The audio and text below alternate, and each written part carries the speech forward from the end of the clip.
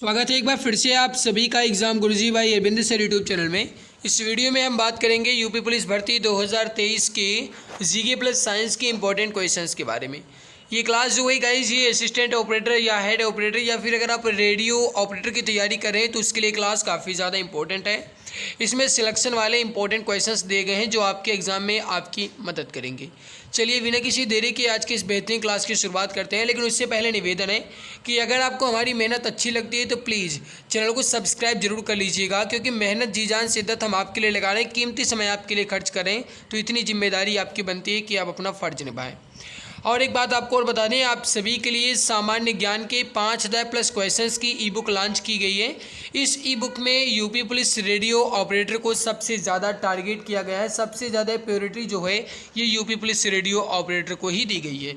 इसके अलावा constable UPSI को दिया गया है। तो आपके लिए ये ई बुक बहुत ज़्यादा रामबाण साबित होगी, क्योंकि ये ई बुक जो है गाइज ये इमेज एंड कलरफुल है। इस ई बुक में 5,000 से अधिक क्वेश्चन हैं, जो कि history, geography, economy, constitution, science के अंतर्गत फिजिक्स जो कि स्पेशल फॉर असिस्टेंट ऑपरेटर के लिए है, केमिस्ट्री और बायोलॉजी और स्टैटिक जीके के 5,000 क्वेश्चंस के साथ एक्स्ट्रा पॉइंट्स भी इसमें सम्मिलित किए गए हैं। ई बुक इमेज एंड कलरफुल है। ये मात्र आपको 39 रुपये में मिल रही है। इस पर 60% का डिस्काउंट चल रहा है। अगर आप अभी परचेज करेंगे तो आपको मात्र 39 रुपये में मिल जाएगी। UPI ID पूजा BCIT05@OKSBI पे आप 39 रुपये पेमेंट करके इस ई बुक को परचेज कर सकते हैं।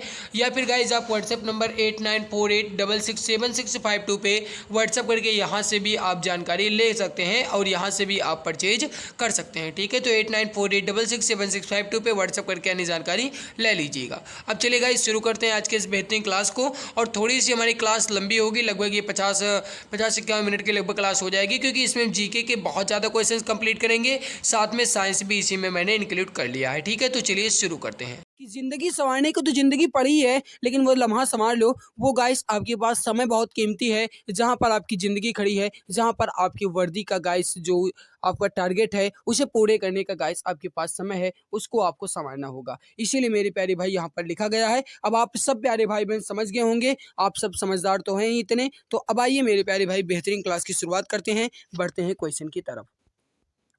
क्वेश्चन आपके सामने मेरे प्यारे भाई आज मैंने इंग्लिश में भी ले लिया है, यहाँ पर आप देख लो। क्योंकि गाइस कल मैंने देखा है एक पांडे कुछ नाम करके था, वो गाइस कमेंट कर रहे थे कि इंग्लिश में भी कुछ बताया जाए, तो इसीलिए गाइस मैंने आज इंग्लिश में भी कर लिया है। ठीक है, तो अब आप यहाँ पर बताइए, जो बच्चे हिंदी से हैं वो हिंदी में देख लेंगे, और जो हमारे प्यारे भाई बहन प्यारे मित्र इंग्लिश से हैं वो इंग्लिश में देख लेंगे। तो बताइए इसका सही आंसर क्या होगा। क्वेश्चन आपके सामने है कि निम्न में से किस शहर में कुंभ मेला लगता है। मेरे प्यारे भाई कहा क्या गया आपसे, किस शहर में कुंभ मेला लगता है। अब मेरे प्यारे मित्र याद रखना, यहाँ पर आपका ऑप्शन जो सही होगा ना वो हो जाएगा इलाहाबाद, या फिर कहा जाए तो प्रयागराज। मेरे प्यारे भाई याद रखना, कुंभ मेला जो है ये 4 स्थानों पर लगता है। कहाँ कहाँ पर अगर आपसे कहा जाए तो याद रखना मेरे प्यारे भाई, हरिद्वार, इसके अलावा गाइस आपका लगता है नासिक में, इसके अलावा आपका लगता है मेरे प्यारे भाई उज्जैन में, और लगता है आपका इलाहाबाद या फिर प्रयागराज में। ठीक है, तो करेक्ट आंसर क्या हो जाएगा यहाँ पर आपका ऑप्शन नंबर बी, इलाहाबाद या फिर इलाहाबाद। ठीक है मेरे प्यारे भाई, अगला आपके सामने है, इसका आंसर आपको बताना है। क्वेश्चन आपसे क्या कह रहा है मेरे प्यारे भाई, कि उत्तर प्रदेश के चरकुला नृत्य में महिला अपने सिर पर क्या रखकर नृत्य करती हैं।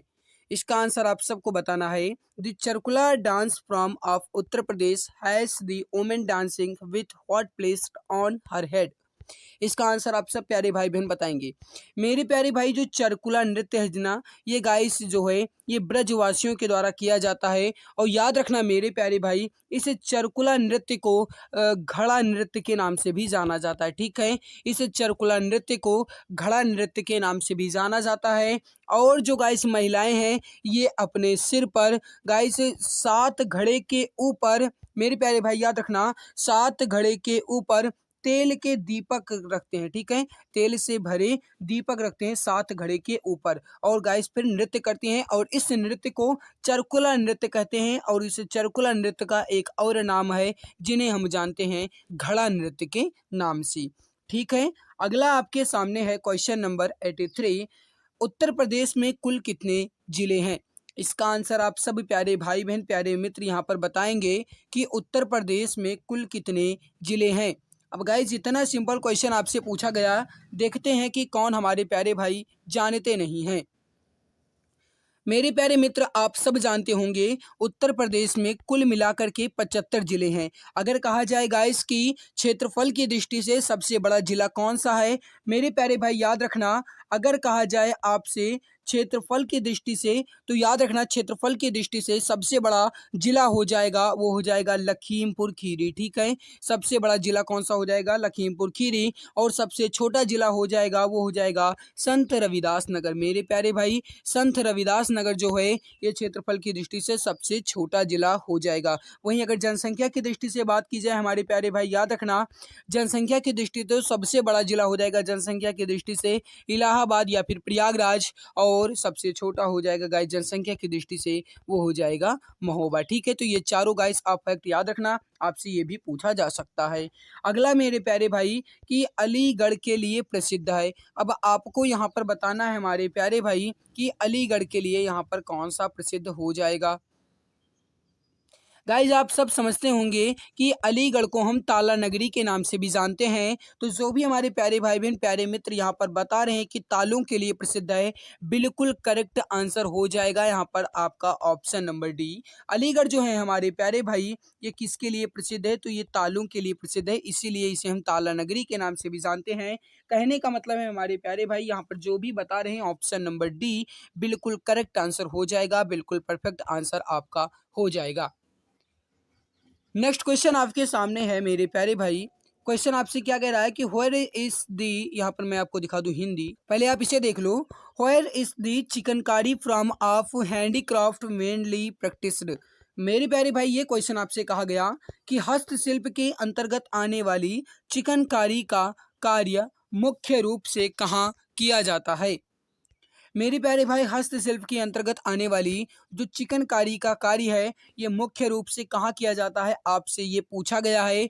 याद रखना हमारे प्यारे भाई इसका सही आंसर हो जाएगा आपका, वो हो जाएगा लखनऊ में। करेक्ट आंसर क्या हो जाएगा यहाँ पर आपका ऑप्शन सी। अगला आपके सामने है कि उत्तर प्रदेश के कौन से मुख्यमंत्री गोरखपुर मठ के अध्यक्ष भी हैं। इसका आंसर आप सभी प्यारे भाई बहन बताएंगे। इसका करेक्ट आंसर क्या हो जाएगा, which Uttar Pradesh chief minister also was the head of Gorakhpur मठ। बताइए इसका करेक्ट आंसर क्या हो जाएगा। मेरे प्यारे भाई आप सब परिचित होंगे, वो हो जाएंगे योगी आदित्यनाथ। करेक्ट आंसर क्या हो जाएगा यहाँ पर आपका ऑप्शन डी। योगी आदित्यनाथ जो है मेरे प्यारे भाई ये अपने उत्तर प्रदेश के मुख्यमंत्री होने के साथ साथ गोरखपुर मठ के अध्यक्ष भी हैं। करेक्ट आंसर क्या हो जाएगा यहाँ पर आपका ऑप्शन नंबर डी। अगला है कि उत्तर प्रदेश लोक सेवा न्यायाधिकरण किस वर्ष स्थापित हुआ था। इसका आंसर आप सब प्यारे भाई बहन बताएंगे। करेक्ट आंसर क्या हो जाएगा। क्वेश्चन आपका बहुत ही ज्यादा इंपॉर्टेंट है, हो सके तो आप इसका स्क्रीनशॉट ले लीजिएगा हमारे प्यारे भाई। अब देखो मेरे प्यारे मित्र उत्तर प्रदेश में लोक सेवा न्यायाधिकरण जो है ये किस वर्ष स्थापित हुआ था, आपसे ये पूछा गया है। जो भी हमारे प्यारे भाई बहन प्यारे मित्र यहाँ पर बता रहे हैं क्वेश्चन नंबर 87 का कि वर्ष 1976 में, बिल्कुल करेक्ट आंसर हो जाएगा आपका ऑप्शन बी, बिल्कुल सही आंसर हो जाएगा।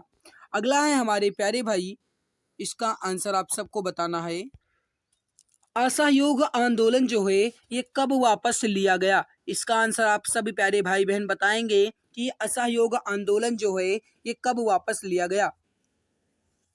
मेरे प्यारे भाई असहयोग आंदोलन गांधी जी के द्वारा कब वापस लिया गया था, अगर आपसे पूछा जाता है तो याद रखना इसका सही आंसर हो जाएगा फरवरी 1922 में। करेक्ट आंसर क्या हो जाएगा यहाँ पर आपका ऑप्शन ए, फरवरी 1922 में असहयोग आंदोलन वापस ले लिया गया। करेक्ट आंसर क्या हो जाएगा यहाँ पर आपका ऑप्शन नंबर ए। अगला है हमारे प्यारे भाई कि किस स्वतंत्रता सेनानी को लोकमान्य की मानद उपाधि दी गई। Which freedom fighter was given the honorary title of Lokmanya. इसका आंसर आप सभी प्यारे भाई बहन बताएंगे। करेक्ट आंसर क्या हो जाएगा। क्वेश्चन आपका बहुत ही ज्यादा इंपॉर्टेंट है। मेरे प्यारे भाई लोकमान्य की मानद उपाधि जो है ये किन्हें दी गई? अगर आपसे पूछा जाता है तो याद रखना हमारे प्यारे भाई लोकमान्य बाल गंगाधर तिलक। करेक्ट आंसर यहाँ पर क्या हो जाएगा आपका? Option number C. जो भी प्यारे भाई बहन प्यारे मित्र यहाँ पर ऑप्शन सी बता रहे हैं बिल्कुल परफेक्ट आंसर हो जाएगा, बिल्कुल करेक्ट आंसर आपका हो जाएगा। अगला है मेरे प्यारे भाई कि महात्मा गांधी ने किस आंदोलन के लिए करो या मरो का नारा दिया था? इसका आंसर आप सब प्यारे भाई बहन बताएंगे। महात्मा गांधी जी ने किस आंदोलन के लिए करो या मरो का नारा दिया था?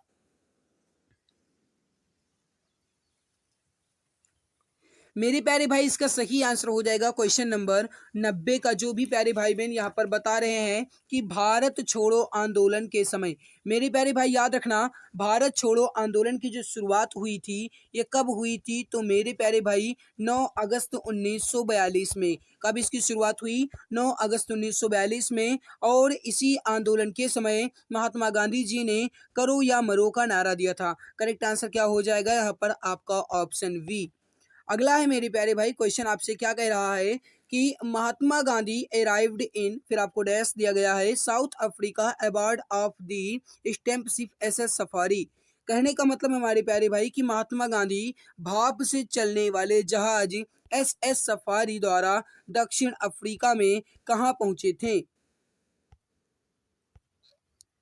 देख लो मेरे प्यारे भाई ये आपका प्रीवियस ईयर क्वेश्चन से मैं आपके लिए लेकर आता हूँ गाइस, ठीक है। ये आपका हुआ था 2/12/2018 के सेकंड शिफ्ट का ये पूरा क्वेश्चन आपका है, ठीक है। तो महात्मा गांधी भाप से चलने वाले जहाज एसएस सफारी द्वारा कहाँ पहुंचे थे मेरे प्यारे भाई? याद रखना डरबन। करेक्ट आंसर क्या हो जाएगा यहाँ पर आपका? Option number C. अगला है मेरे प्यारे भाई क्वेश्चन आपसे क्या कह रहा है, थोड़ा छोटा कर लेते हैं। देखो, रविंद्रनाथ टैगोर ने किस नरसंहार के विरोध में नाइटहुड की उपाधि वापस लौटा दी? अब आपसे मेरे प्यारे भाई ये पूछा गया है कि जो रविंद्रनाथ टैगोर जी को नाइटहुड की उपाधि दी गई थी, ये नाइटहुड की उपाधि जो है ये किस नरसंहार के विरोध में रविंद्रनाथ टैगोर ने वापस कर दिया था? अब देखो इसका सही आंसर हो जाएगा, वो हो जाएगा मेरे प्यारे भाई जलियांवाला बाग नरसंहार, या फिर जिन्हें कहते हैं जलियांवाला बाग हत्याकांड। मेरे प्यारे भाई जलियांवाला बाग हत्याकांड कब हुआ अगर आपसे ये पूछा जाता है तो याद रखना ये कब घटित हुआ था? तो ये मेरे प्यारे भाई 13 अप्रैल 1919 को जलियांवाला बाग हत्याकांड घटित हुआ। कहाँ पर? तो ये मेरे प्यारे भाई पंजाब के अमृतसर में, ठीक है। पंजाब के अमृतसर में ये घटित हुआ था। और इसका सही आंसर क्या हो जाएगा आपका? Option number A. जो भी प्यारे भाई बहन प्यारे मित्र ऑप्शन ए बता रहे हैं बिल्कुल करेक्ट आंसर हो जाएगा। अगला है कि गांधी जी ने जून 1904 में डरबन के बाहर, फिर आपको स्थान दिया गया है, वस्ती नामक एक सामुदायिक क्रियाशील मठ की स्थापना की थी। अब मेरे प्यारे भाई ये आपसे पूछा गया कि 1904 में गांधी जी के द्वारा जो बस्ती की स्थापना की थी गाइस, उस बस्ती का नाम क्या था? मेरे प्यारे भाई आप याद रखना यहाँ पर अगर आपसे पूछा जाता है कि उस बस्ती का नाम क्या था तो याद रखना हमारे प्यारे भाई फिनिक्स, ठीक है, फिनिक्स। इसका सही आंसर क्या हो जाएगा? Option number D. और इसी बस्ती से, इसी फिनिक्स बस्ती से गाइस ये अपने सभी आंदोलन का संचालन करते थे, ठीक है। करेक्ट आंसर यहाँ पर क्या हो जाएगा आपका? Option number. अगला आपके सामने मेरे प्यारे भाई कि प्रसिद्ध पीर पंजाल रेलवे सुरंग जो है ये कहाँ स्थित है? इसका आंसर आप सभी प्यारे भाई बहन बताएंगे। प्रसिद्ध पीर पंजाल रेलवे सुरंग कहाँ स्थित है?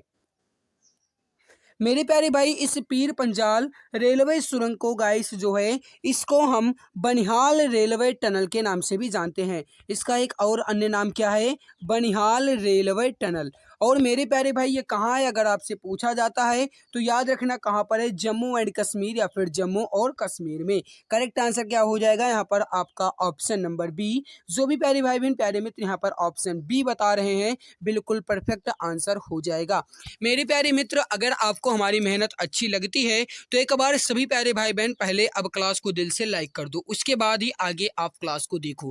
गाइस अगर मैं आपके लिए मेहनत करता हूँ हमारे प्यारे भाई तो आप सब मित्र का भी फर्ज बनता कहता है कि कम से कम आप क्लास को तो लाइक कर ही दिया करो। लाइक करने में आपका कुछ नहीं जाएगा, अगर कुछ जाता ना तो मैं खुद नहीं कहता कि आप लाइक कर दो। गाइस मैं हर एक क्लास में आपसे यही कहता हूँ कि अगर आपका गाइस कुछ भी आनी होती तो गाइस मैं खुद नहीं कहता कि आप लाइक कर दो। हाँ, आपको ये पता है कि आपके एक लाइक से अगर मुझे गाइस बहुत ज़्यादा उत्साह मिल सकती है, आपके एक लाइक से अगर मुझे ऊर्जा मिल सकती है, तो आप सभी प्यारे भाई बहन इसके लिए जिम्मेदार हैं कि कम से कम आप क्लास को दिल से लाइक कर दो। चैनल पर पहली बार आए हो तो कृपया आप चैनल को सब्सक्राइब कर लीजिएगा मेरे प्यारे भाई, ताकि आने वाली हर लाइव क्लास की नोटिफिकेशन आपको टाइम टू टाइम मिला करे। ठीक है, तो जो चैनल पर पहली बार आए हमारे प्यारे भाई वह चैनल को सब्सक्राइब कर लेंगे। नीचे लाल कलर की बटन दिख रही होगी, उसको आप गाइस दबा करके सब्सक्राइब कर लीजिएगा। और जो लाइक नहीं किए हैं वो एक बार क्लास को दिल से लाइक कर देंगे। ठीक है, अब कहने की जरूरत ना पड़े।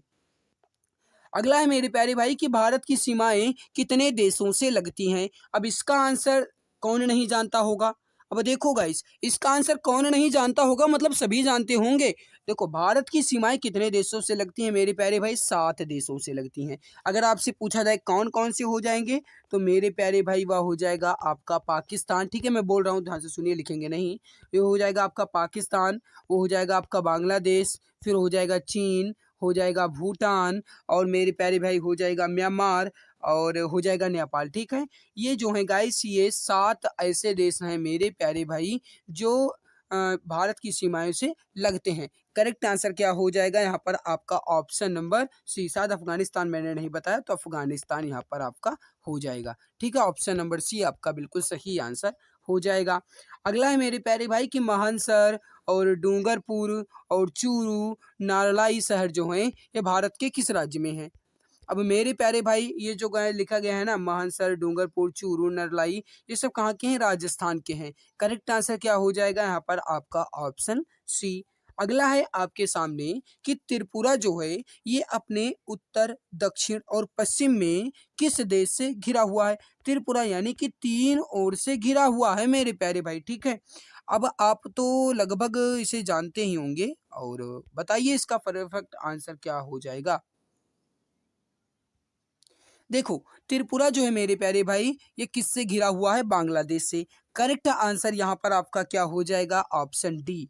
बांग्लादेश से घिरा हुआ है त्रिपुरा मेरे प्यारे भाई। ठीक है, यहाँ पर आपका ऑप्शन डी बिल्कुल परफेक्ट होगा। अगला है कि ढलाई और उन्नाकोटी जो है ये किस राज्य के जिले हैं। मेरे प्यारे भाई देखो, इस प्रकार से क्वेश्चन आपसे हालांकि बहुत कम पूछे जाएंगे, उम्मीद नहीं रहती है, फिर भी गाइस यहाँ पर पूछा गया है तो हो सकता है कि टपक पड़े, कुछ पता थोड़ी है। देखो, ढलाई और उन्नाकोटी जो है मेरे प्यारे भाई ये किस राज्य के जिले हैं अगर आपसे पूछा जाता है तो याद रखना हमारे प्यारे भाई कहाँ के हैं, त्रिपुरा के हैं। करेक्ट आंसर यहाँ पर क्या हो जाएगा आपका ऑप्शन सी।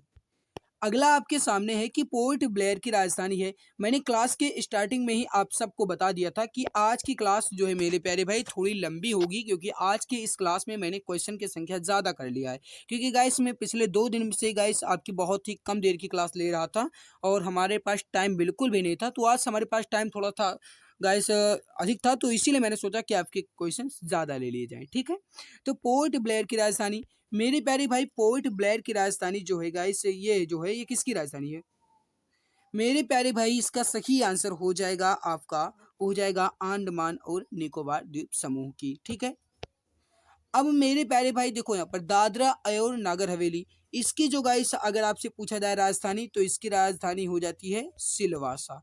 पुडुचेरी की राजधानी यही होती है, पुडुचेरी ही। लक्षद्वीप की राजधानी अगर आपसे पूछा जाता है मेरे प्यारे भाई तो याद रखना लक्षद्वीप की राजधानी हो जाएगी कवारती। ठीक है, अगला आपके सामने है कि मोरमुगांव बंदरगाह भारत के किस राज्य में है। अब मेरे प्यारे भाई यहाँ पर लिखा क्या गया, मोरमुगांव। मेरे प्यारे भाई इसको हम कहीं कहीं ऐसा भी पढ़ते हैं मारमा गोवा बंदरगाह। ठीक है, मारमा गोवा बंदरगाह। तो गाइस आप इसको लेकर के भ्रमित बिल्कुल भी ना होइएगा, चाहे मोरमू गांव बंदरगाह कहा जाए या फिर मारमा गोवा बंदरगाह कहा जाए, बात एक ही है। ठीक है, मारमा गोवा आपने सुना ना मेरे प्यारे भाई, गोवा, तो बिल्कुल सही आंसर क्या हो जाएगा यहाँ पर आपका ऑप्शन डी। ये किस राज्य में है, गोवा में है। जो भी प्यारे मित्र प्यारे भाई बहन ऑप्शन डी बता रहे हैं बिल्कुल परफेक्ट आंसर हो जाएगा। अगला है कि भारतीय संविधान का कौन सा अनुच्छेद अनुसूचित क्षेत्रों और जनजातीय क्षेत्रों के प्रशासन से संबंधित है। मेरे प्यारे भाई आपसे क्या कहा गया है यहाँ पर कि भारतीय संविधान का कौन सा अनुच्छेद अनुसूचित क्षेत्रों और जनजातीय क्षेत्रों के प्रशासन से संबंधित है।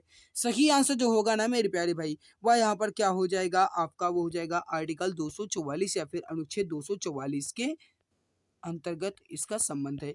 करेक्ट आंसर क्या हो जाएगा यहाँ पर आपका ऑप्शन नंबर सी।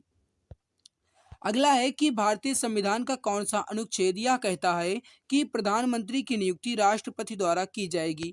मेरी प्यारी भाई अब आपसे ये कहा गया है कि प्रधानमंत्री की नियुक्ति जो है ये राष्ट्रपति के द्वारा की जाएगी, यह जो है ये संविधान के किस अनुच्छेद में वर्णित है, यह आपसे पूछा गया है।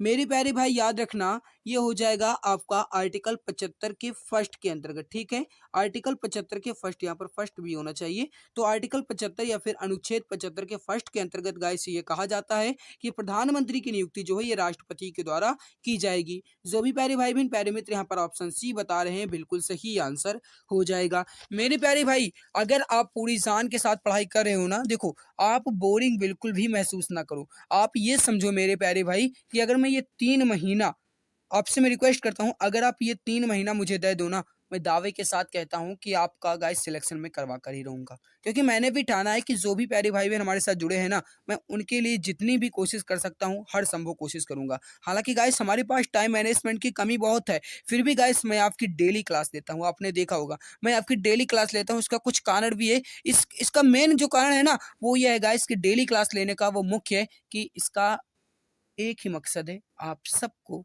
वर्दी दिलाना, आप सबको गाइस सिलेक्शन करवाना, आप सबका गाइस एक सीट कंफर्म करवाना, बस एक ही हमारा टारगेट है। और हमें उम्मीद नहीं है ये बल्कि पूरा विश्वास है कि आप हमारे इस टारगेट को पूरा जरूर करेंगे। आप सब गाइस अपने इस आने वाले 3 महीने हमें दे देंगे और इसी 3 महीने के अंदर गाइस जब आपका एग्जाम आएगा उसके बाद आप कहेंगे हाँ गाइस मैंने जितने भी अच्छे से पढ़ाई की थी ना सारे के सारे क्वेश्चन वहीं पर टपके थे। ये बात आप मुझसे कहोगे मेरे प्यारे भाई, ये बात आप याद रखना। लेकिन उसके लिए गाइस आपको तो पूरी जान तो लगाना ही पड़ेगा, पूरी ताकत लगानी पड़ेगी। गाइस जितनी भी आप मेहनत कर सकते हो ना पूरी मेहनत कीजिएगा। ठीक है, अब गाइस वो तो अब आपके ऊपर डिपेंड करता है कि आप कैसे करते हो। हालांकि मैं आपसे रिक्वेस्ट ही कर सकता हूँ और कुछ नहीं कर सकता हूँ। अगला है कि लोकसभा से सदस्यों द्वारा निजी विधेयक पेश करने की सूचना अवधि क्या है। मेरे प्यारे भाई लोकसभा में सदस्यों द्वारा निजी विधेयक पेश करने की सूचना अवधि क्या है। 1 माह, यानी कि 1 माह या फिर कहा जाए तो 30 दिन के अंदर ही गाइस सदस्यों द्वारा लोकसभा में इसकी जो गाइस निजी विधेयक होता है इसे पेश करने की अवधि होती है। करेक्ट आंसर क्या हो जाएगा यहाँ पर आपका ऑप्शन नंबर ए, 1 माह। करेक्ट आंसर क्या होगा हमारे प्यारे भाई 1 माह, ऑप्शन नंबर ए आपका बिल्कुल सही आंसर हो जाएगा। अगला है कि कौन सा मौलिक अधिकार अल्पसंख्यकों के हितों के संरक्षण की बात करता है। अब इसका आंसर आप सबको बताना है कि इसमें कौन सा मौलिक अधिकार है जो अल्पसंख्यकों के हितों के संरक्षण की बात करता है। सही आंसर जो हो जाएगा हमारे प्यारे भाई याद रखना, इसका सही आंसर हो जाएगा आपका, वो हो जाएगा सांस्कृतिक और शैक्षिक अधिकार। सांस्कृतिक और शैक्षिक अधिकार जो है मेरे प्यारे भाई ये मौलिक अधिकार जो है, सांस्कृतिक और शैक्षिक अधिकार जो है ये मौलिक अधिकार है। ठीक है, और ये अल्पसंख्यकों के हितों के संरक्षण की बात करता है। और ये मेरे प्यारे भाई किस आर्टिकल या फिर किस अनुच्छेद के अंतर्गत आता है, तो मेरे प्यारे भाई इसका वर्णन जो है ये अनुच्छेद 29 में किया गया है। अगला आपके सामने कि मेक इन इंडिया कार्यक्रम कितने क्षेत्रों में संकेंद्रित है। इसका आंसर आप सभी प्यारे भाई बहन बताएंगे कि मेक इन इंडिया कार्यक्रम कितने क्षेत्रों में संकेंद्रित है। फटाफट आंसर दीजिए। सही आंसर हो जाएगा आपका, वो हो जाएगा यहाँ पर 25 क्षेत्रों में। करेक्ट आंसर क्या हो जाएगा हमारे प्यारे भाई ऑप्शन नंबर सी आपका बिल्कुल सही आंसर होगा, बिल्कुल परफेक्ट आंसर हो जाएगा। अगला है मेरे प्यारे भाई कि कायाकल्प और शहरी परिवर्तन के लिए अटल मिशन किस मंत्रालय के अधीन है। इसका जो सही आंसर हो जाएगा वो हो जाएगा आवास और शहरी मामले के अंतर्गत। मेरे प्यारे भाई कायाकल्प और शहरी परिवर्तन के लिए जो अटल मिशन है, अटल मिशन मेरे प्यारे भाई याद रखना यहाँ पर जो ये अटल मिशन है इसकी शुरुआत कब की गई अगर आपसे पूछा जाता है तो याद रखना 24 जून 2015 को इसकी शुरुआत हुई। ठीक है, और ये किस मंत्रालय के अधीन, तो ये आवास और शहरी मामले के अधीन आता है। सही आंसर हो जाएगा यहाँ पर आपका ऑप्शन नंबर ए।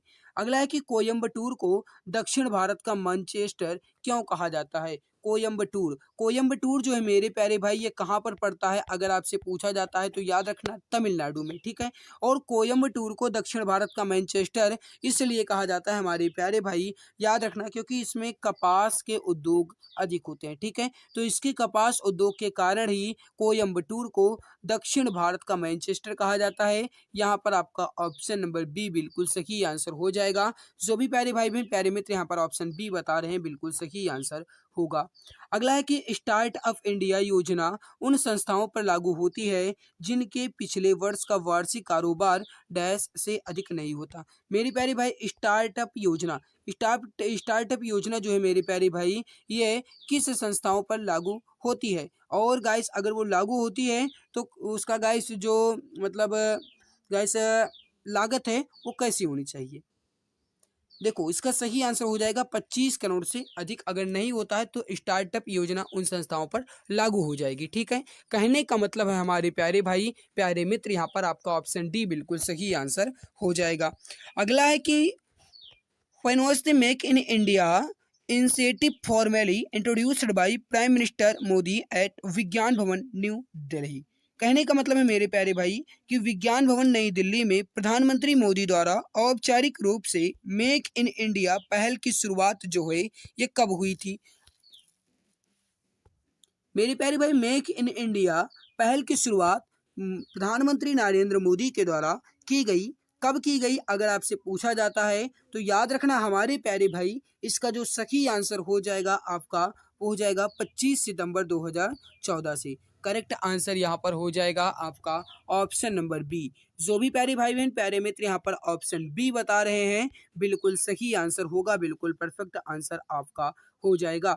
अगला है कि who became the first Indian women to win gold in the world junior athletics. That means ये हुआ कि विश्व जूनियर एथलेटिक्स में स्वर्ण जीतने वाली पहली भारतीय महिला कौन है। इसका आंसर आप सभी प्यारे भाई बहन बताएंगे। करेक्ट आंसर क्या हो जाएगा। एक बार सभी प्यारे भाई बहन इस क्लास को अपने दिल तक और अपने मित्र तक शेयर कर दो। एक बार सभी शेयर कर दो गाइस, कहने की जरूरत ना पड़े ताकि और भी मित्र हमारे साथ जुड़े। पहले तो सभी क्लास को शेयर कर दो। एक बार सभी पहले क्लास को शेयर करो और बता दो कि किस किस ने क्लास को शेयर भी कर दिया है। ठीक है, आपके जितने भी प्यारे भाई बहन आपके जितने भी मित्र के ग्रुप बने हैं वहाँ पर जितने भी गाइस आपके मित्र हैं सभी तक ये वीडियो पहुँच जानी चाहिए, क्लास पहुँच जानी चाहिए ताकि उन्हें भी इसका लाभ मिल सके। सभी प्यारे भाई बहन क्लास को पहले दिल से लाइक तो कर ही देते हैं, शेयर भी कर दिया करो। तो विश्व जूनियर एथलेटिक्स में स्वर्ण जीतने वाली पहली भारतीय महिला कौन है। हिमा दास। सही आंसर क्या होगा मेरे प्यारे भाई Hima Das. Option number A आपका बिल्कुल सही आंसर हो जाएगा। जो भी प्यारे भाई बहन प्यारे मित्र यहाँ पर ऑप्शन ए बता रहे हैं बिल्कुल सही आंसर होगा। अगला है कि मृदा स्वास्थ्य कार्ड या फिर जिन्हें हम कहते हैं SHC, इस SHC का जो है फुल फॉर्म होता है वह होता है सॉयल हेल्थ कार्ड यानी मृदा स्वास्थ्य कार्ड। गाइस फिर लिखा गया है मृदा स्वास्थ्य कार्ड या फिर SHC से भारत के किसानों को उनके खेत में मिट्टी के कितने प्रकार के मानदंडों की जानकारी मिलेगी। थोड़ा सा ये आपका टफ लग रहा होगा तो मैं आपको बता देता हूँ। इसका सही आंसर हो जाएगा आपका वो हो जाएगा 12 मानदंडों की। सही आंसर क्या हो जाएगा हमारे प्यारे भाई ऑप्शन नंबर वी। अब इसका आंसर तो आप सब जानते ही होंगे, बता दो इसका फटाफट आंसर क्या हो जाएगा। क्वेश्चन है कि किसानों को लाभ पहुंचाने के लिए प्रधानमंत्री के द्वारा कौन सी बीमा योजना शुरू की गई थी। इसका आंसर आप सभी प्यारे भाई बहन बताएंगे। करेक्ट आंसर क्या हो जाएगा मेरी प्यारी भाई किसानों को लाभ पहुंचाने के लिए प्रधानमंत्री के द्वारा फसल बीमा योजना शुरू की गई। करेक्ट आंसर यहाँ पर हो जाएगा आपका वो हो जाएगा ऑप्शन नंबर सी फसल बीमा योजना। यहाँ पर क्या होना चाहिए फसल। और इसकी शुरुआत कब की गई अगर आपसे पूछा जाता है तो याद रखना 13 जनवरी 2016 से। ठीक है, अगला है कि खरीफ फसलों के लिए किस तरह के मौसम की आवश्यकता होती है। खरीफ फसलों के लिए किस तरह के मौसम की आवश्यकता होती है। तो सही आंसर हो जाएगा मेरे प्यारे भाई गर्म और नम, गर्म और नम मौसम की आवश्यकता होगी। सही आंसर हो जाएगा यहाँ पर आपका ऑप्शन नंबर ए। अगला है कि who among the following was never the governor of Uttar Pradesh. मेरे प्यारे भाई मैं आपको यहाँ पर बता दूं कि अभी मैं इसके बाद आपके फिजिक्स क्वेश्चंस को भी कवर करने वाला हूँ, ठीक है। तो आप सब प्यारे भाई बहन क्लास के अंत तक जरूर बने रहना। अभी आपकी तो जीके ही चल रही है, इसके बाद मैं फिजिक्स को भी कवर करूंगा, क्योंकि गाइस मैंने क्लास की शुरुआत में ही आपको बता दिया था कि आज आपकी क्लास थोड़ी लंबी होगी, क्योंकि गाइस मैंने क्वेश्चन की संख्या यहाँ पर ज़्यादा कर ली है आज। तो देखो यहाँ पर मेरे प्यारे भाई मोतीलाल वोहरा भी राज्यपाल थे और बीबी गिरी भी राज्यपाल थे। इसके अलावा मेरे प्यारे भाई यहाँ पर जो रोमेश भंडारी दिए गए हैं ये भी राज्यपाल थे। लेकिन एन.डी. तिवारी या फिर इनका पूरा नाम कहा जाए तो नारायण दत्त तिवारी जो है मेरे प्यारे भाई ये राज्यपाल नहीं बने थे। ये उत्तर प्रदेश और उत्तराखंड के भूतपूर्व मुख्यमंत्री थे, ठीक है।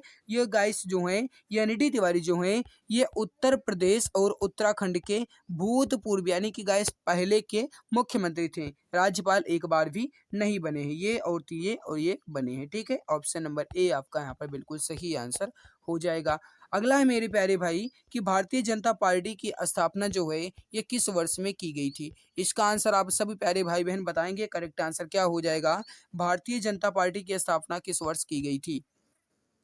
सही आंसर हो जाएगा यहाँ पर आपका वो हो जाएगा 1980 में। करेक्ट आंसर क्या हो जाएगा यहाँ पर आपका ऑप्शन नंबर डी 1980 में की गई थी। अगला है कि भारत के मुख्य निर्वाचन आयुक्त की सेवानिवृत्ति की आयु वर्ष कितनी है। इसका आंसर आप सभी प्यारे भाई बहन बताएंगे। करेक्ट आंसर क्या हो जाएगा, क्वेश्चन नंबर 123।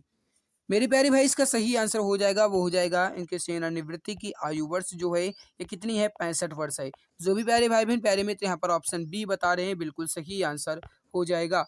अगला है कि बुद्ध ने पहला उपदेश कहाँ दिया था। इसका आंसर आप सभी प्यारे भाई बहन बताएंगे। मैंने गाइस हर एक क्लास में आपको बताया है कि गौतम बुद्ध से संबंधित हो गया या फिर दिवस से संबंधित हो गया, इस प्रकार से क्वेश्चंस आपके एग्जाम में जरूर टपकते हैं। तो गाइस आप इस प्रकार के टॉपिक से हर एक क्वेश्चन को जितना हो सके उतना अच्छे से क्लियर कर लिया करें, ठीक है। मैंने इनके ट्रिक भी बता रखी है। अगर इनके चार गाइस इनके चार क्वेश्चंस आपसे फंस सकते हैं, जैसे इनका जन्म कहाँ हुआ था, इनकी मृत्यु कहाँ हुई, इन्होंने ज्ञान कहाँ प्राप्त किया, इन्होंने उपदेश कहाँ दिए, ये चारों मैंने आपको बता रखा। हर एक क्लास में मैंने आपको बताया है। अगर आपको याद होगा तो आप सब समझते होंगे, बता सकते हैं। बुद्ध ने अपना पहला उपदेश कहाँ दिया, सारनाथ में दिया। और गाइस इनकी इस उपदेश देने की घटना को धर्म चक्र परिवर्तन के नाम से भी जानते हैं। तो अगर आपसे ये कहा जाता है कि बुद्ध ने अपना धर्म चक्र परिवर्तन कहाँ से शुरू किया, तो सही आंसर हो जाएगा आपका ऑप्शन नंबर बी सारनाथ से, ठीक है मेरे प्यारे भाई। अगला, आगरा की सबसे प्रसिद्ध मिठाई कौन सी है। अब इसका आंसर आप सबको बताना है। आगरा की सबसे प्रसिद्ध मिठाई कौन सी है। देखो यह क्वेश्चन आपका थोड़ा सा इजी है, लेकिन जानते होंगे तो बता सकते हैं मेरे प्यारे भाई। खाए भी होंगे और हालांकि मैं खाता हूँ, मुझे अच्छी भी लगती है। देखो आप जानते होंगे मेरे प्यारे भाई कि आगरा को हम पेठा नगरी के नाम से भी जानते हैं, ठीक है। आगरा को हम पेठा नगरी के नाम से भी जानते हैं। और लगभग हमारे कुछ ऐसे भी प्यारे भाई बहन होंगे जो आगरा से बिलोंग भी करते होंगे। तो यहाँ पर सही आंसर क्या हो जाएगा, पेठा, ठीक है। आगरा की सबसे प्रसिद्ध मिठाई कौन सी हो जाएगी, पेठा मेरे प्यारे भाई, पेठा, ठीक है। इसीलिए पेठा नगरी भी से कहते हैं। अगला है कि कुंभ मेला और अर्ध कुंभ जो है ये क्रमशः कितने प्रत्येक वर्ष में लगते हैं। अब आपसे ये कहा गया कि कुंभ मेला जो है ये प्रत्येक वर्ष कब लगता है और अर्ध कुंभ जो है ये कब लगता है। मेरे प्यारे भाई कुंभ मेला जो है ये 12 वर्ष पर लगता है और अर्ध कुंभ मेला जो है ये 6 वर्ष पर लगता है, ठीक है। कुंभ मेला 12 वर्ष पर लगता है और अर्ध कुंभ मेला 6 वर्ष पर लगता है। तो सही आंसर यहाँ पर क्या हो जाएगा आपका ऑप्शन नंबर ए। जो भी प्यारे भाई बहन प्यारे मित्र ऑप्शन ए बता रहे हैं बिल्कुल परफेक्ट आंसर हो जाएगा। तो यहाँ पर जीके के क्वेश्चंस की संख्या बहुत ही ज़्यादा थी। अभी फिजिक्स भी गाइस आज मैंने बहुत ज़्यादा कर लिया है। सो प्लीज़ आप क्लास के अंदर तक बने रहना। अब बढ़ते हैं हम फिजिक्स क्वेश्चंस की तरफ। ना संघर्ष ना तकलीफ तो क्या मजा है जीने में, बड़े बड़े तूफान रुक जाते हैं जब आग लगी हो सीने में। मेरे प्यारे भाई अगर आपके अंदर वो ऊर्जा है और अगर आपके अंदर वो जज्बा है और अगर आप उसे डेफिनेटली गाइस एनर्जी दे रहे, तो दावे के साथ कहता हूँ दुनिया की कोई ताकत नहीं है जो आपका सिलेक्शन होने से रोक सके। बस आपके अंदर वो जो गाइस चाहत है ना वर्दी पाने की, जो आपके अंदर गाइस वो जज्बा है ना, उसमें गाइस आप ये जो यहाँ पर सुलग रहा है ना मेरे प्यारे भाई, ये सुलग रहा है, यही आपको सुलगाना होगा। अगर आप ये सुलगा लिए ना तो मैं दावे के साथ कहता हूँ कोई ऐसी ताकत नहीं है कि जो आपका सिलेक्शन होने से रोक सके। बस आपको पूरी जान के साथ लगे रहना। 3 महीने आप अपने आप को अलग कर लो ना, ये 3 महीने गाइस आप देखोगे अपने आप में कुछ बदलाव आ जाएगा। सो प्लीज़ आप सभी प्यारे भाई-बहन जितनी ताकत लगा सकते हो एक वर्दी के लिए पूरी जान लगा दीजिए, ठीक है? मैं आपसे रिक्वेस्ट ही कर सकता हूँ, आपकी मैं मदद कर सकता हूँ, बस गाइस आपको मेहनत तो करना होगा। मैं भी आपके लिए मेहनत करता हूँ, लेकिन आपको भी मेहनत करना होगा। फिजिक्स में पहला क्वेश्चन, किसी वस्तु का वास्तविक प्रतिबिंब प्राप्त करने हेतु आवश्यक दर्पण कौन सा होगा? वास्तविक प्रतिबिंब प्राप्त करने हेतु आपसे कहा गया मेरे प्यारे भाई किसी भी वस्तु का अगर हमें वास्तविक प्रतिबिंब प्राप्त करना हो तो उसके लिए आवश्यक दर्पण कौन सा हो जाएगा? वो हो जाएगा अभिसारी दर्पण या फिर जिन्हें आप कहते हो अवतल दर्पण। सही आंसर क्या हो जाएगा हमारे प्यारे भाई? ऑप्शन बी, अवतल दर्पण यहाँ पर आपका बिल्कुल सही आंसर हो जाएगा। अगला है कि दंत चिकित्सक का दर्पण होता है। मेरे प्यारे भाई दंत चिकित्सक या फिर अगर कहा जाए गाइस जब आपका दांत दर्द करने लगता है उसके बाद आप डॉक्टर के यहाँ जाते हो तो गाइस वो आपका दांत देखने के लिए जो गाइस दर्पण का उपयोग करते हैं वो कौन सा दर्पण होता है? इसका सही आंसर हो जाएगा आपका वो हो जाएगा अवतल दर्पण। करेक्ट आंसर यहाँ पर हो जाएगा आपका ऑप्शन डी। जो भी प्यारे भाई बहन प्यारे मित्र यहाँ पर ऑप्शन डी बता रहे अवतल दर्पण बिल्कुल परफेक्ट आंसर होगा, बिल्कुल करेक्ट आंसर यहाँ पर आपका हो जाएगा। अगला है कि इंद्रधनुष का बनना वायुमंडल में वर्तमान जल की बूंदों द्वारा प्रकाश का क्या है? अब मेरे प्यारे भाई देखो मैं आपको बता दूं कि थोड़ा मैं फास्ट यहाँ पर करवाऊंगा गाइस क्योंकि टाइम बहुत ज़्यादा हो रहा है।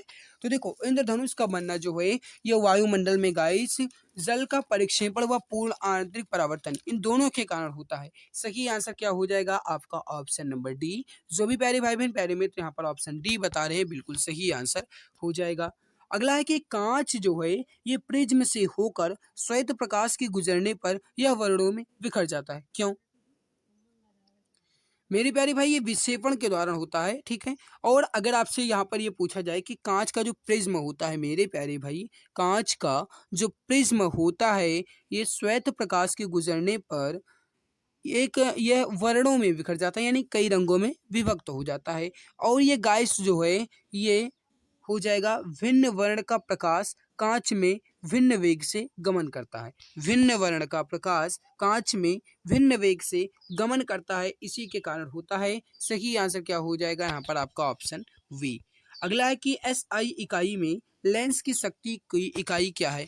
एसआई इकाई में लेंस की शक्ति कहने का मतलब है हमारे प्यारे भाई कि लेंस की शक्ति को हम किससे मापते हैं? जो इसका सही आंसर हो जाएगा वो हो जाएगा हम इसे डायोप्टर से मापते हैं। इसका जो परफेक्ट आंसर होगा हमारे प्यारे भाई क्या हो जाएगा आपका? ऑप्शन नंबर बी, डायोप्टर से। जो भी प्यारे भाई बहन प्यारे मित्र यहाँ पर ऑप्शन बी बता रहे हैं बिल्कुल सही आंसर हो जाएगा। अगला है कि सूखा बालू चमकीला क्यों दिखाई देता है जबकि गीला बालू द्वितीयन होता है? सूखा बालू यानी गाइस जो आप बालू कहा जाए या फिर रेत कहा जाए, ठीक है, एक ही बात है। देखो बालू होता है गाइस उसमें आप देखोगे जब गाइस धूप निकलती है जब धूप नहीं रहती है तब भी वो चमकता रहता है, ठीक है। उसमें कुछ जैसे किरकिरी होती है ना, किरकिरी मेरे प्यारे भाई, उसी प्रकार से वो चमकता रहता है, कुछ चमक होता रहता है। इसका कारण क्या है मेरे प्यारे भाई? इसका कारण ये है, देखो इसका जो सही आंसर हो जाएगा ना वो हो जाएगा आपका परावर्तन के कारण। तो इसका परफेक्ट आंसर क्या हो जाएगा? इसका कारण जो है वह क्या है? परावर्तन। मेरे प्यारे भाई जब सूर्य का प्रकाश जो है वह उस बालू के ऊपर पड़ता है तो उसकी जो गाइस चमक होती है वो वापस से वहाँ से रिफ्लेक्स हो जाती है, इसी के कारण वो चमकने लगता है, ठीक है। तो परफेक्ट क्या होगा आपका? Option B. अगला है कि तड़ित की चमक। अब तड़ित की चमक कहा जाए या फिर गाइस मेरे प्यारे भाई बिजली की चमक कहा जाए, ठीक है, ये एक ही गाइस प्रकार के हैं यानी समानार्थी है, वो मतलब कहा जाए उसे क्या कहते हैं? पर्यायवाची। तो तड़ित की चमक उसकी गर्जन सुनाई देने से पहले देखने में आती है, आखिर क्यों? अब इसका देखो कहा क्या गया कि तड़ित की चमक उसकी गर्जन सुनाई देने से पहले देखने में आती है। यानी गाइस जब आप देखते होंगे बरसात के मौसम में मेरे प्यारे भाई, बरसात के मौसम में आपको जो गाइस देखते होंगे कि चमक सबसे पहले दिखाई देती है उसके बाद वो गरजता है, ठीक है। तो चमक पहले होगी उसके बाद गरजता है, आखिर इसका क्यों? मेरे प्यारे भाई इसका कारण जो है ना वह क्या है? उसका ये कारण है कि प्रकाश की गति जो है ये ध्वनि की गति से अधिक होती है।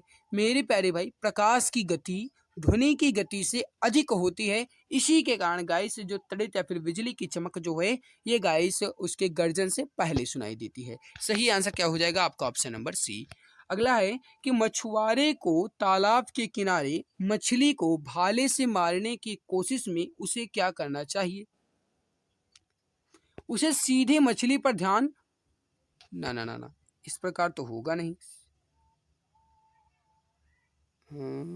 हाँ, मछली के नीचे ध्यान लगाना चाहिए, ठीक है। मछली के नीचे ध्यान लगाएगा गाइस तो वो आसानी से उसे मार सकता है। ऑप्शन ए आपका बिल्कुल सही होगा। विद्युत विभव की एसआई इकाई क्या है?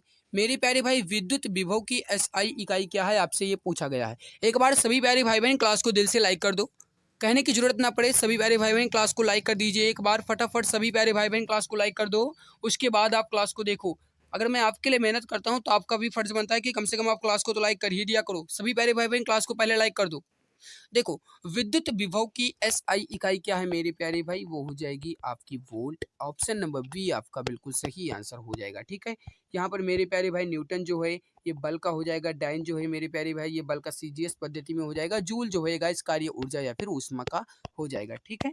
अगला है कि शून्य में स्वतंत्र रूप से गिरने वाली वस्तुओं की या फिर का जो गाइस गति है, त्वरण है, वेग है या फिर बल है, इसमें कैसा क्या परिवर्तन होगा? ऑप्शन देकर बताओ। देखो, शून्य में स्वतंत्र रूप से गिरने वाली वस्तुओं का गाइस जो त्वरण होता है ये कैसा होता है? बिल्कुल गाइस समान होता है। सही आंसर क्या हो जाएगा यहाँ पर आपका? Option number C. अगला है कि एक पहिया जमीन पर एक समान स्थानांतरीय चाल से रोल करता है, यानी कि गाइस वो लुढ़क रहा है। पहिए पर अधिकतम रैखिक वेग वाला बिंदु है। अब आपको ये बताना है। सही आंसर हो जाएगा मेरे प्यारे भाई इसका कि पहिए का जमीन के साथ जो संपर्क वाला बिंदु होता है ये उसका रैखिक वेग बिंदु होता है। सही आंसर क्या हो जाएगा यहाँ पर आपका? Option number A. जो भी प्यारे मित्र प्यारे भाई बहन ऑप्शन ए बता रहे हैं बिल्कुल परफेक्ट होगा। अगला है कि यदि किसी वस्तु द्वारा तय की गई दूरी शून्य है तो वस्तु का विस्थापन कितना होगा? मेरे प्यारे भाई याद रखना ये क्वेश्चन आपसे पूछा जा सकता है, इंपॉर्टेंट है। देखो, किसी भी वस्तु द्वारा तय की गई दूरी अगर शून्य है तो वस्तु का विस्थापन कितना होगा? अगर दूरी शून्य है तो विस्थापन ही नहीं होगा। कहने का मतलब मैंने क्या बताया? अगर दूरी गाइस नहीं होती है तो विस्थापन भी, उसका डिस्प्लेसमेंट भी नहीं होगा। तो मेरे प्यारे भाई अगर तय की गई दूरी शून्य तो विस्थापन भी शून्य। कहने का मतलब है यहाँ पर क्या होगा? आपका ऑप्शन भी शून्य या फिर जीरो। अगला है कण द्वारा तय किए गए पथ की प्रकृति निम्न में से किसके द्वारा ज्ञात की जा सकती है? मेरे प्यारे भाई कण द्वारा तय किए गए पथ की प्रकृति जो है ये किन के द्वारा ज्ञात की जा सकती है? ये जो है ये वेग या फिर त्वरण दोनों के द्वारा ज्ञात की जा सकती है। सही आंसर क्या होगा आपका? ऑप्शन नंबर डी, वी व सी दोनों के द्वारा। जो भी प्यारे भाई बहन प्यारे मित्र यहाँ पर ऑप्शन डी बता रहे हैं बिल्कुल सही आंसर हो जाएगा। अगला है कि ऋणात्मक त्वरण होने पर किसी पिंड का वेग। अब मेरे प्यारे भाई देखो, थोड़ा सा आपसे घुमाया गया। ऋणात्मक त्वरण, त्वरण क्या होता है? एक्सेलरेशन जो है मेरे प्यारे भाई ये होता है वेग में परिवर्तन की दर। वेग में परिवर्तन की दर को ही हम कहते हैं एक्सेलरेशन या फिर कहा जाए त्वरण। और मेरे प्यारे भाई ऋणात्मक त्वरण, त्वरण ऋणात्मक या फिर ऋणात्मक त्वरण को हम मंदन के नाम से भी जानते हैं, ठीक है। अगर आपसे मंदन कहा जाए तो भी आप गाइस भ्रमित ना होइएगा, ठीक है। मंदन या फिर ऋणात्मक त्वरण बात एक ही है। अगर ऋणात्मक त्वरण होता है तो किसी भी पिंड का वेग जो है ये कैसा होगा मेरे प्यारे भाई? डिक्रीज या फिर घटेगा। ऑप्शन नंबर डी बिल्कुल सही आंसर होगा। जो भी प्यारे भाई बहन प्यारे मित्र यहाँ पर ऑप्शन डी बता रहे हैं बिल्कुल सही आंसर हो जाएगा आपका, बिल्कुल परफेक्ट आंसर हो जाएगा। अगला है कि वेग और समय के बीच संबंध दर्शाने वाला समीकरण निम्न में से कौन सा है?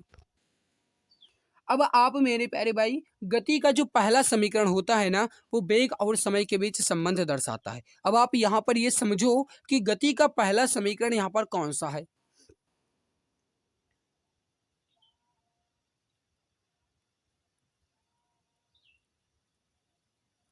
मेरे प्यारे भाई देखो, गति का पहला समीकरण यहाँ पर हो जाएगा आपका v बराबर यू प्लस ए टी।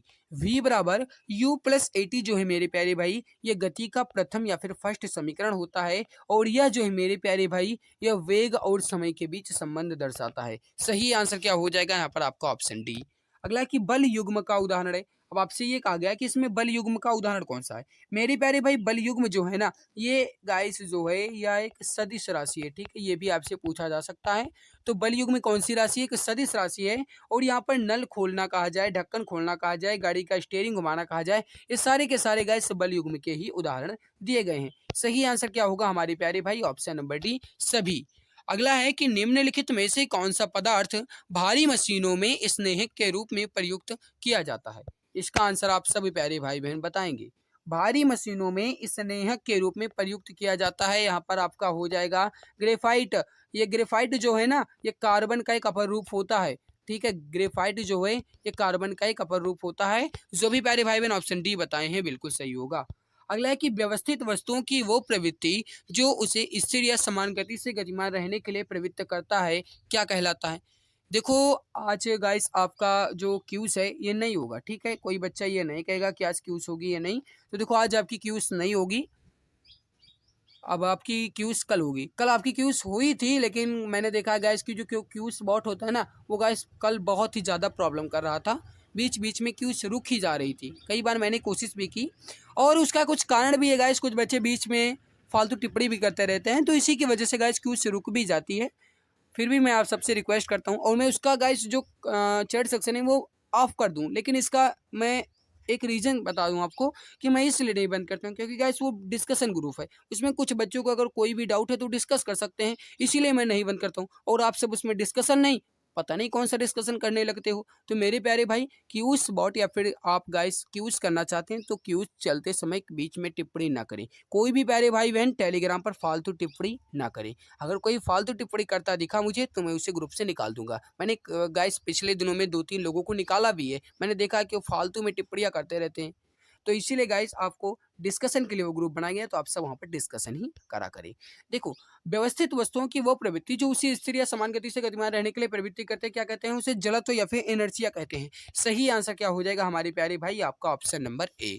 अगला है कि बंदूक का प्रतिक्षेप, धक्का, इनमें से किसका उदाहरण है। बंदूक का प्रतिक्षेप या फिर कहा जाए बंदूक का धक्का। जब गाइस आप बंदूक चलाते हो, तब गाइस जब गोली निकलती है ना, उससे गोली निकलती है तो आपको पीछे क्यों ढकेलती है, तो वो गाइस कारण क्या है।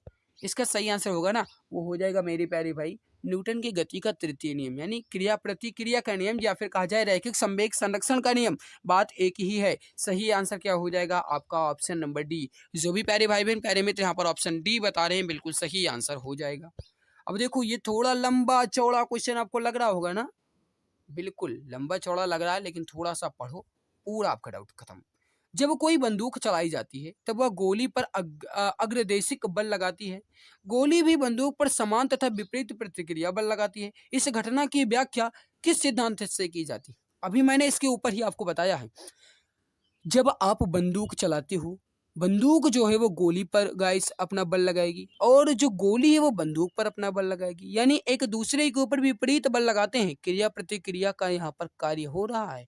न्यूटन के गति का third law, option number D, Newton के गति का तृतीय नियम। जो भी मेरे भाई बहन ऑप्शन नंबर सी बता रहे हैं, बिल्कुल सही आंसर होगा, बिल्कुल परफेक्ट आंसर हो जाएगा। अगला है कि जड़त्व या फिर इनर्शिया का नियम किसके द्वारा प्रतिपादित किया गया था। फटाफट आंसर दे दीजिए। देखो जो भी हमारे प्यारे भाई बहन चैनल पर पहली बार आए हैं, मैं उन सबसे रिक्वेस्ट करता हूं, जो भी प्यारे भाई बहन चैनल पर पहली बार आए हैं वह कृपया चैनल को सब्सक्राइब जरूर कर लेंगे। जो भी चैनल पर पहली बार आए हैं वह चैनल को सब्सक्राइब कर लेंगे, ताकि आने वाली हर लाइव क्लास की नोटिफिकेशन आपको टाइम टू टाइम मिला करे, ठीक है। और अगर आप इसकी पीडीएफ पाना चाहते हैं तो आप टेलीग्राम पर जाइए, exam Guruji by Arvind sir search कर लीजिएगा, आपको हमारा टेलीग्राम चैनल मिल जाएगा। जड़त्व या फिर इनर्शिया का नियम किसके द्वारा प्रतिपादित किया गया। सही आंसर हो जाएगा मेरे प्यारे भाई सर आइजैक न्यूटन के द्वारा। सही आंसर क्या होगा आपका, ऑप्शन नंबर ए। जो भी प्यारे भाई बहन ऑप्शन ए बताए हैं बिल्कुल सही होगा। किस सिद्धांत या फिर नियम के आधार पर वस्तुएं पानी में तैरती हैं। मैंने आपको क्लास की शुरुआत में ही बता दिया था, आज आपकी क्लास थोड़ी लंबी होगी। गाइस मैं रोज आपकी 25-30 मिनट ही क्लास लेता था, लेकिन आज मैंने ज़्यादा देर ली, क्योंकि क्वेश्चन मैंने ज़्यादा आज कर लिए थे। इसका कारण है मैंने गाइस पिछले 2 दिनों से आपकी क्लास बहुत कम देर तक ली थी, तो इसीलिए। किस सिद्धांत या फिर नियम के आधार पर वस्तुएं पानी में तैरती हैं, उसे कहते हैं गाइस उत्प्लवन का नियम, या फिर कहा जाए गाइस उसे हम कहते हैं आर्किमिडीज का सिद्धांत, ठीक है। प्लवन का नियम कहा जाए या फिर गाइस आर्किमिडीज का सिद्धांत कहा जाए, ये एक बात ही है, ठीक है, एक ही बात है। ऑप्शन नंबर डी आपका यहाँ पर सही आंसर हो जाएगा, आर्किमिडीज प्रिंसिपल या फिर आर्किमिडीज सिद्धांत। जो भी प्यारे भाई बहन ऑप्शन डी बताए हैं बिल्कुल सही होगा। किसी पिंड का जड़त्व आघूर्ण कार्यरत होता है जब यह, अब किसी पिंड का जड़त्व आघूर्ण जो है यह कार्यरत होगा जब यह किस में होगा, वक्र मार्ग पर गतिमान होगा या फिर रेखीय गति में होगा या फिर घूर्णन गति में होगा। अब मेरे प्यारे भाई जड़त्व आघूर्ण कहा गया ना, तो सही आंसर क्या होगा आपका ऑप्शन नंबर सी, घूर्णन गति में होगा। जो भी प्यारे भाई बहन प्यारे मित्र यहाँ पर ऑप्शन सी बता रहे हैं बिल्कुल सही आंसर हो जाएगा। अगला है मेरे प्यारे भाई कि किसी पिंड का द्रव्यमान केंद्र, अब आपसे यहाँ पर थोड़ा ऑप्शन देखो और बताओ इसका सही आंसर क्या हो जाएगा। बताओ किसी पिंड का द्रव्यमान केंद्र सदैव पिंड से बाहर की ओर होता है या फिर पिंड की सतह के भीतर, बाहर अथवा सतह पर भी हो सकता है। द्रव्यमान जो है ना ये कहीं भी हो सकता है। सही आंसर क्या होगा, पिंड की सतह पर भी हो सकता है, पिंड के सतह के भीतर भी हो सकता है, पिंड की सतह के बाहर भी हो सकता है। सही आंसर क्या होगा हमारे प्यारे भाई, ऑप्शन नंबर बी बिल्कुल सही आंसर हो जाएगा। जड़त्व आघूर्ण जो है ये निर्भर करता है किस पर, जड़त्व आघूर्ण जो है ये किस पर निर्भर करता है, कोण के वितरण पर भी, कणों के वितरण पर भी ये निर्भर करेगा, द्रव्यमान पर भी निर्भर करता है और घूर्णन अक्ष की त्रिज्या पर भी ये निर्भर करता है। उपरोक्त सभी पर निर्भर करेगा। सही आंसर क्या हो जाएगा यहाँ पर, सभी पर। जो भी प्यारे भाई बहन ऑप्शन नंबर डी बता रहे हैं बिल्कुल सही आंसर यहाँ पर आपका हो जाएगा। अगला है कि नल को 2 अंगुलियों की सहायता से आसानी से खोला अथवा बंद किया जा सकता है, क्यों? बताओ मेरे प्यारे भाई, बनने वाले बल युग्म के कारण घूर्णी प्रभाव होता है। सही आंसर क्या हो जाएगा यहाँ पर आपका ऑप्शन नंबर सी। देखो लास्ट क्वेश्चन है आपके सामने, इसका आंसर दे दो। सही आंसर क्या हो जाएगा, फटाफट आंसर दे दीजिए सभी प्यारे भाई। एक चक्की कोणीय वेग ओमेगा से घूर्णन कर रही है। मेरे प्यारे भाई अब चकती नहीं चक्की होना चाहिए, ठीक है। कोणीय वेग ओमेगा से घूर्णन कर रही है, एक बच्चा इस पर धीरे से बैठ जाता है तो संरक्षित कैसा होगा।